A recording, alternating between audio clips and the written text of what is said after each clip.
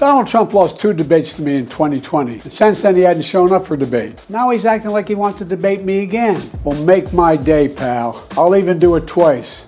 So let's pick the dates, Donald. I hear you're free on Wednesdays. Debating Trump is like trying to teach my dog algebra.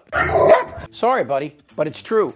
Trump is a sociopathic narcissist, and he will interrupt and offer little or nothing of value to any discussion. I mean, seriously, do you think he can intelligently discuss macroeconomics without trailing off into some other bizarre train of thought about Jesus or Robert E. Lee? I'm not going to let that happen. You're going to say as you want, and you're going to believe, and you're going to believe in God. You're going to believe in God because God is here and God is watching. And the statement of Robert E. Lee, who's no longer in favor, did you ever notice that? No longer in favor.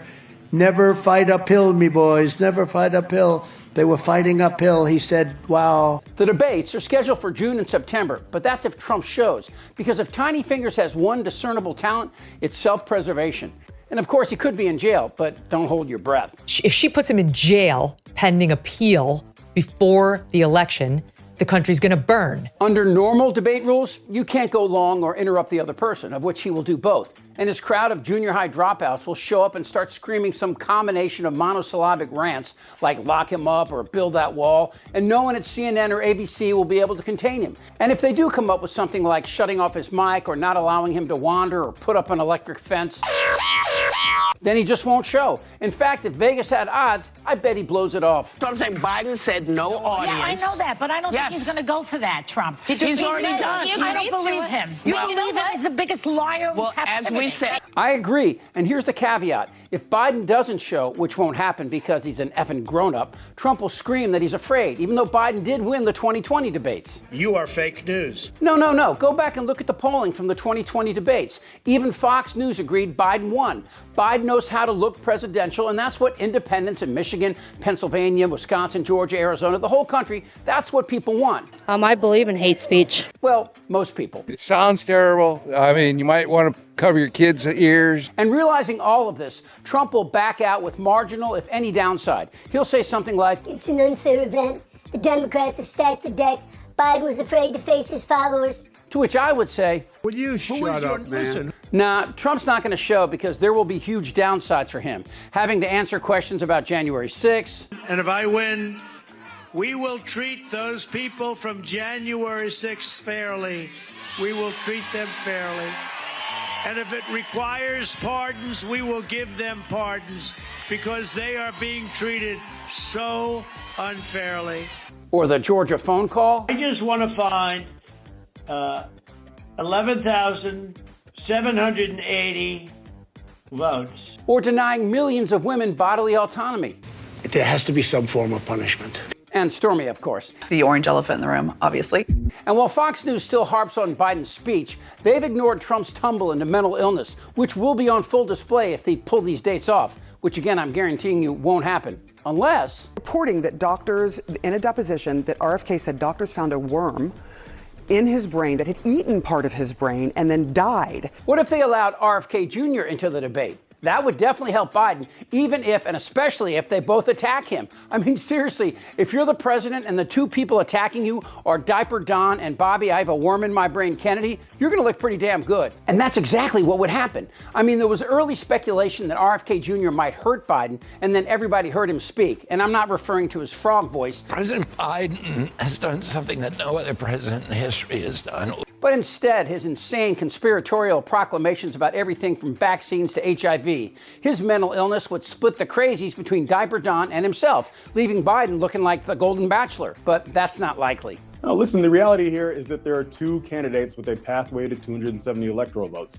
That's President Joe Biden and that's Donald Trump. And the American people deserve to hear from them because that is the reality that we're facing. That is the choice in this election. So we should have a debate between the 2 candidates on the... Unless, as I mentioned, you look at Bobby Worm in my head as a potential plus for Biden. I think if you've ever spent a lot of time watching Robert Kennedy Jr. speak, I think if you're Joe Biden, you're going to want him on the debate stage.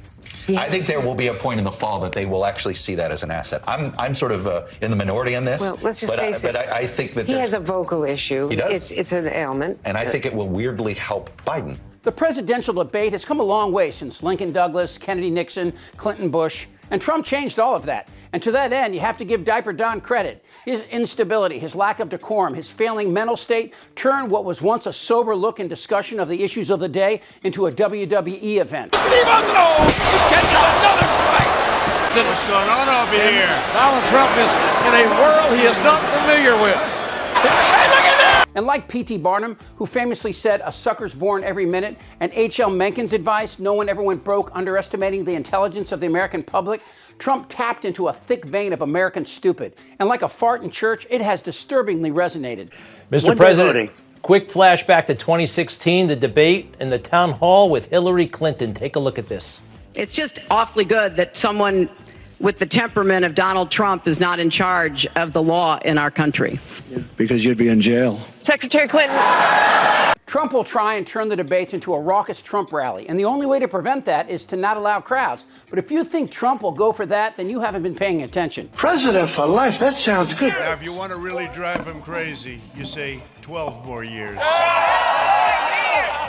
more years! Because Trump's brain may not have worms in it, but it's slipping precipitously into areas that will not be containable. I withdrew from the Iran nuclear deal, crushed the murderous Iranian regime with sanctions, and starved Hamas, and we took Hamas and Hezbollah and all. The next Trump presidency won't have John Kelly's or Espers or Tillerson, but instead Stephen Miller's and Dairy Queens. It was obviously a very shocking and troubling remark for the president to suggest that we shoot protesters, we shoot Americans in the streets of the nation's capital. And needless to say, and I suspect others there were all taken aback by that notion, and successfully were able to push back on that and come up with, a proposal that didn't call for that. And everything you need to see will be on that stage if it happens. It's pretty clear. It's pretty clear you won't admit that the Russians have engaged in cyber attacks against the United States of America, that you encouraged